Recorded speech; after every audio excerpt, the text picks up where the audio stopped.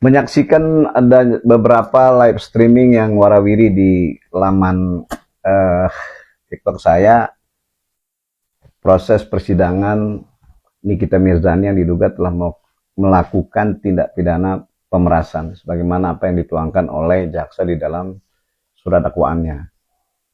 Nah, itu saya melihat dan mendengar melalui tayangan live streaming tadi oleh beberapa pelaku atau pengguna sosial media, bahwa di persidangan itu mendengarkan keterangan dari saksi korban atau si pelapor.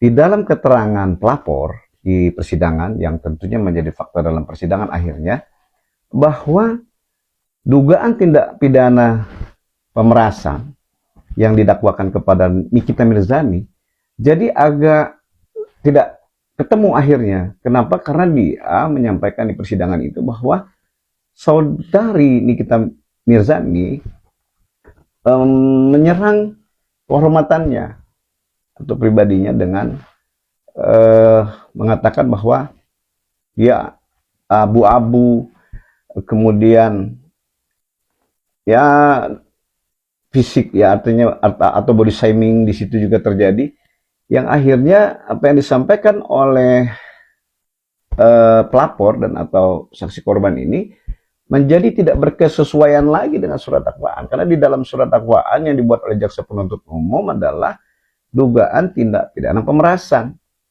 Nah, ini jadi menarik, unik, dan dalam tanda kutip jadi agak sedikit konyol akhirnya.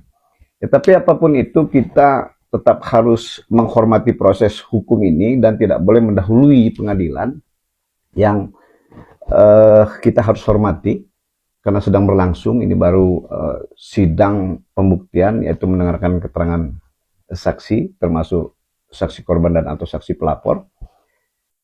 Ya, kita tunggu saja nanti lanjutannya seperti apa. Tetapi di persidangan yang saya lihat kemarin memang menjadi akhirnya dalam tanda kutip jadi tidak ada kesesuaian lagi antara surat dakwaan yang dibuat oleh jaksa penuntut umum dengan apa yang dirasakan oleh si korban dan atau si pelapor. Nah, bahkan di dalam keterangan-keterangan lainnya dia menyinggung ada pihak lain yang sempat mereview produk-produk kecantikan yang dia jual, yang diduga berbahaya apabila digunakan oleh konsumen dan atau masyarakat. Nah, jadi agak menarik nih, jadi semakin menarik, bukan agak menarik lagi, jadi semakin menarik persidangan ini.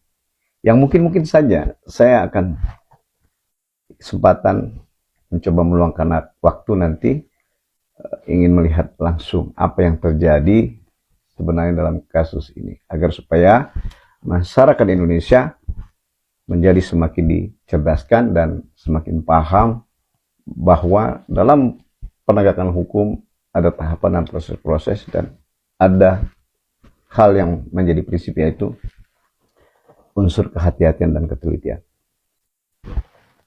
Salam.